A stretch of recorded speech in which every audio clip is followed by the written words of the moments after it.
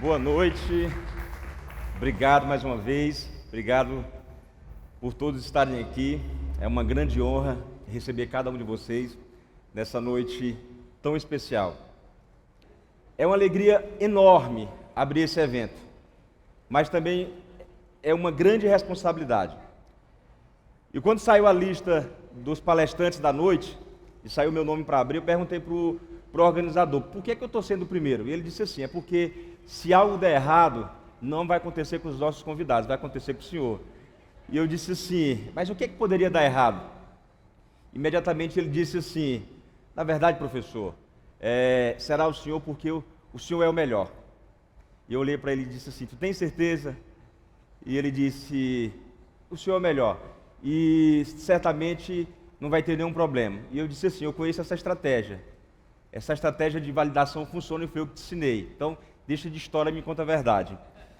E por causa disso eu fiquei muito feliz em saber que eu iria abrir esse evento. E por causa dessa conversa, eu me lembrei da importância da validação. Eu me lembrei da importância que as palavras têm no nosso dia a dia. Eu poderia falar de muitas coisas, de educação, de business, de criação de filhos e de muitos outros temas. Mas eu gostaria de compartilhar com vocês o poder que as palavras exercem nas nossas vidas.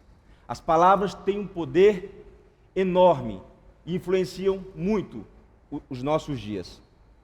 O que nós vivemos hoje é fruto de palavras que foram ditas no passado. E nós estamos construindo o futuro com as nossas palavras hoje. As palavras têm o poder de gerar sentimentos. Sentimentos geram ações. E ações constroem nações. Se nós entendermos o verdadeiro poder das palavras, nós teríamos muito cuidado sobre cada palavra que sai da nossa boca. Porque as palavras influenciam o nosso comportamento. Basta você perceber que pessoas que têm um comportamento alegre, de suas bocas saem palavras alegres. Pessoas que estão aborrecidas, de suas bocas saem palavras más. Então, se o comportamento influencia nas palavras, será se as palavras também não influenciam os comportamentos? Eu gostaria de compartilhar com vocês um pouco de algo que cada um de nós dominamos muito, que é a nossa própria história. Qualquer tema que eu fosse abordar aqui, certamente você já teria escutado. Por isso que eu escolhi um tema em que eu me considero PhD, que é a minha própria história. E sabe de uma coisa? Cada um de nós deveríamos ser doutores, PhDs da nossa história. A nossa história é o que tem de mais importante nas nossas vidas. As nossas histórias, as nossas memórias, elas construíram a nossa identidade. Elas construíram a nossa personalidade. E a partir desse recorte, de um pedaço da minha história, eu aí com os meus 16 anos, eu queria fazer uma reflexão. Sempre que eu olho para essa foto aí, eu tenho várias recordações, muito boas inclusive. Minha esposa, quando olha para essa imagem aí, ela diz assim, ufa, que risco que eu corri. Mas que bom que deu certo, né, Miriam? E o bom de você ter um passado assim, é que as suas expectativas foram baixas e você se superou. E é bom quando você se supera. A nossa história, ela é um conjunto de palavras. A nossa história, ela é um aglomerado de palavras que foram ditas. Por isso, você precisa conhecer a sua história, porque se você conhece a sua história, você conhece as palavras que foram ditas. Você conhece uma pessoa pelas palavras que saem da boca dela. Existe um provérbio milenar que diz que da boca do sábio sempre sai saúde e da boca do tolo sempre sai uma espada. Você quer medir a sabedoria de alguém? Meça as palavras dessa pessoa. Quando você tem uma ideia da qualidade daquelas palavras, você certamente também terá uma ideia da qualidade daquela pessoa. é impossível discorrer sobre qualquer tema sem eu passar pela minha história. Porque a minha história é muito importante para mim. Eu poderia falar de qualquer tema, de educação, de negócios, eu iria esbarrar na minha história. Porque a minha história, como de qualquer um de vocês, ela foi marcada por grandes experiências, boas ou ruins. E em todas essas experiências, elas foram regadas por palavras. Por isso que as palavras são tão importantes. E eu quero compartilhar um pouco disso. Quando eu tinha em torno de 15 anos de idade, meu pai, sempre exigente, querendo que eu estudasse para ser alguém na vida. E eu lembro que um dia eu cheguei para o meu pai e disse: papai, eu decidi não estudar mais. Eu decidi que eu preciso trabalhar. E ele disse assim para mim: filho, não, você vai estudar, você vai fazer uma boa faculdade e você vai ser um grande profissional. Claro que ele não disse dessa forma, ele apenas segurou o cinto e olhou para mim. Mas aquilo foi o significado que eu dei para aquela simbologia. E curiosamente, quando eu lembro dessa história, eu lembro que recentemente eu fiz o mesmo exercício para minha filha de 8 anos, ela tinha 7 na época. Eu disse assim: filha, para que serve esse cinto? E ela disse assim: papai, serve para colocar na calça. E eu olhei para o meu filho de 3 anos e disse assim: filhinho, para que serve esse cinto? E ele disse: papai, é um relógio. Eles deram significados diferentes para o mesmo objeto. Voltando para essa história. Ainda nessa época, eu me tornei professor. E eu tive a felicidade de ter sido professor particular de muita gente. E nos anos 2000, eu acho que eu fui professor dos piores alunos da cidade. E como qualquer novo professor, a gente tem a ideia de que ser um bom professor é você ter conhecimento profundo sobre um determinado assunto. No meu caso, matemática. E nessas experiências que eu tive o privilégio de entender uma das coisas mais incríveis que eu descobri na minha vida. Que mais importante do que saber ensinar matemática, o que mais importante do que entender de metodologia, era entender de pessoas. Entender do comportamento humano. E eu aprendi nessa época que antes de qualquer aula, antes de qualquer processo de aprendizagem, é preciso haver uma coisa antes: a venda de uma crença. Essa deveria ser a aula 1 de qualquer curso, a aula obrigatória de qualquer disciplina. A venda de uma crença, o estabelecimento de uma crença na cabeça do aluno, do estudante. Nessa minha experiência, eu tive a oportunidade de ser professor de alunos brilhantes, mas também tive a oportunidade de ser professor de alunos medíocres, alunos muito ruins. Mas o que eu encontrei nessa experiência foi a oportunidade de redirecionar esses alunos para um outro caminho. E quando eu entendi que o sistema de crença tinha um grande impacto no processo de aprendizagem, isso fez toda a diferença. Isso não funciona apenas para estudante, isso funciona para o ser humano.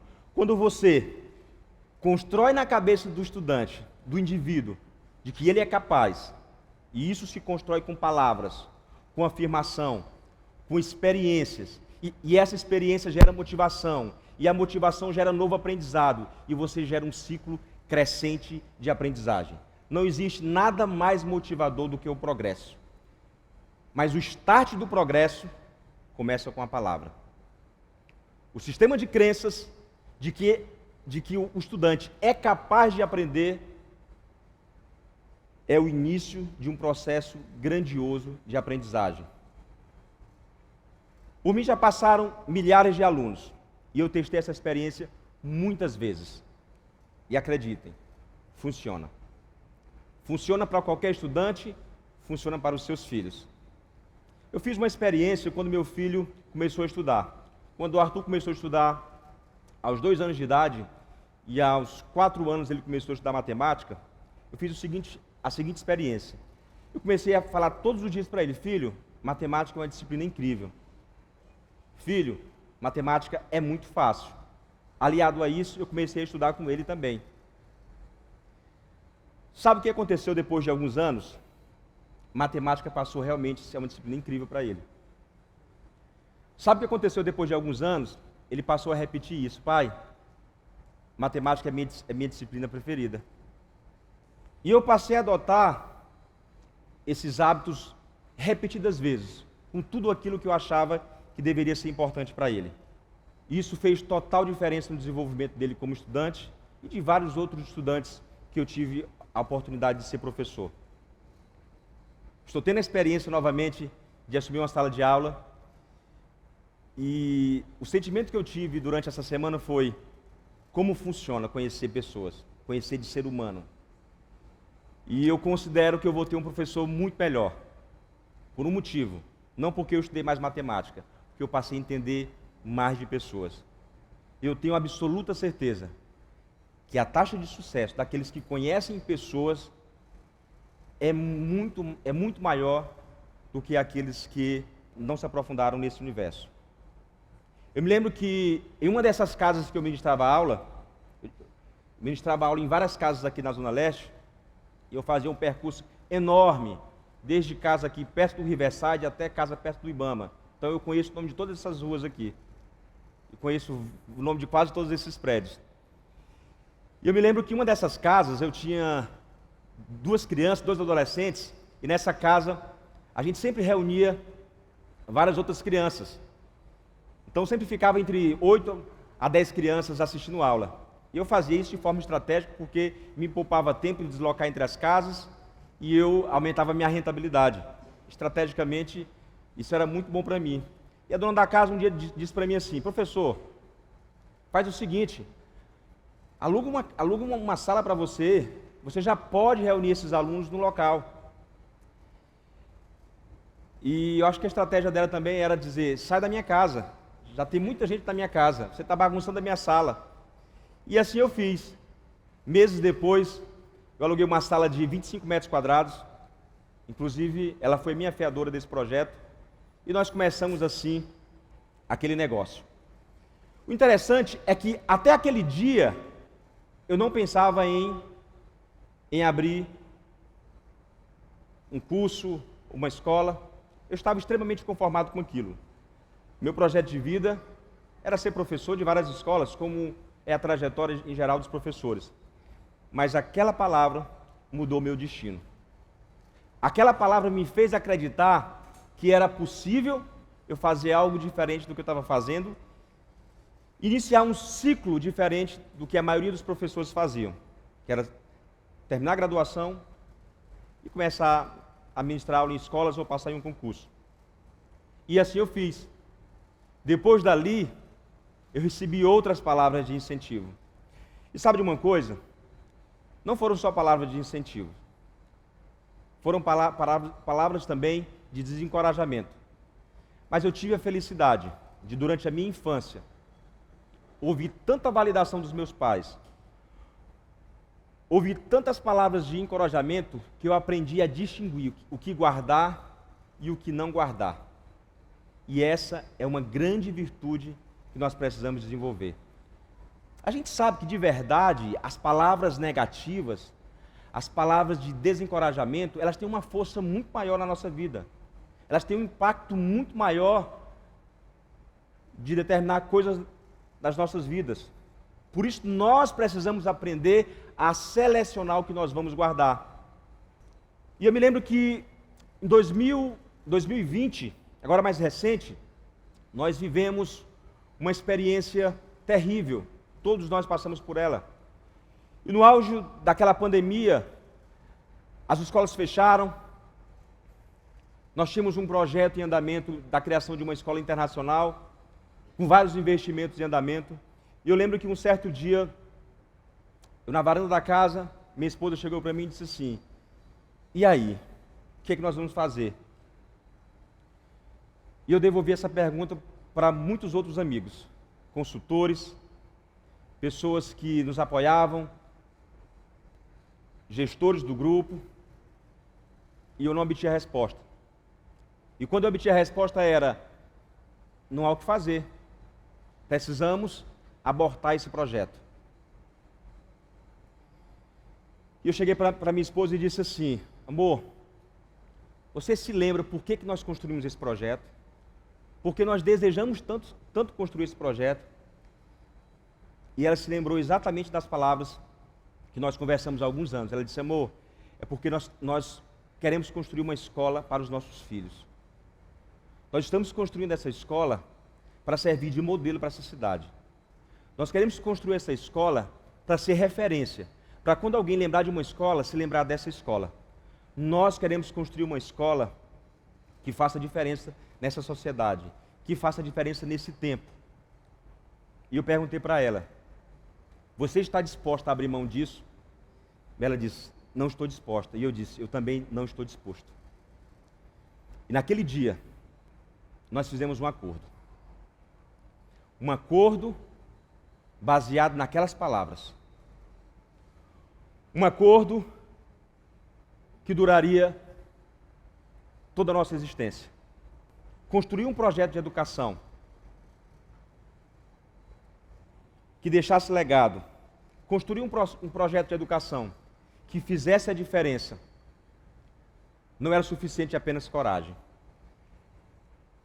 Precisaria de acordos muito profundos, que custasse qualquer coisa. E nós estávamos determinados a fazer isso acontecer. Talvez 90% das pessoas que nos abordavam, que nos aconselhavam, diziam assim: isso é muito arriscado, isso é muito perigoso. E alguns diziam: isso não vai dar certo. O Piauí é o estado mais pobre do Brasil. O Piauí não irá acolher um projeto como esse. Mas nós tínhamos uma palavra. Nós tínhamos um acordo. Quando a gente tem uma palavra, quando nós temos um acordo, alinhado com os nossos valores, com os nossos princípios, nada, absolutamente nada, pode tirar isso de nós. Ao longo desses anos, eu fiz alguns acordos. E alguns desses acordos fizeram muita diferença na minha vida. Um dos acordos que eu fiz foi não ser guiado pelas minhas emoções. Não ser guiado pelas circunstâncias. Porque as circunstâncias mudam, as emoções mudam. O meu principal acordo foi ser guiado pela palavra que eu carrego. Essa palavra, há alguns anos, ela vem crescendo, ela tem alterações, ela se aperfeiçoa, mas ela continua sendo a palavra que eu carrego. O segundo acordo que eu fiz foi que da minha boca nunca sairia uma palavra que não gerasse construção na vida de alguém. Que da minha boca não saísse nenhum tipo de palavra que gerasse desânimo em quem conversasse comigo. Eu assumi um compromisso. As pessoas que toparem por mim, elas podem não sair melhores, mas piores elas não sairão.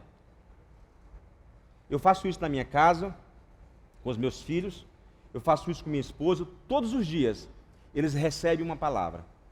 Todos os dias eles são lembrados de quem eles são, de quem verdadeiramente eles são, do que eles verdadeiramente carregam e de onde eles irão chegar. E sabe por que eu faço isso? Porque quando eles saírem dali, eles receberão muitas outras palavras. Mas a palavra que eles terão acordo são aquelas palavras que todos os dias eles escutam dos pais deles. Os meus alunos, todos os dias que eu tenho a oportunidade de conversar com eles, eles também recebem uma palavra. Eu sei que a gente vive numa vida bem agitada, mas jamais nós devemos negligenciar o poder do que as palavras fora, do que são dito, do que é dito para os nossos filhos, pode influenciar não apenas o seu dia, mas o seu futuro.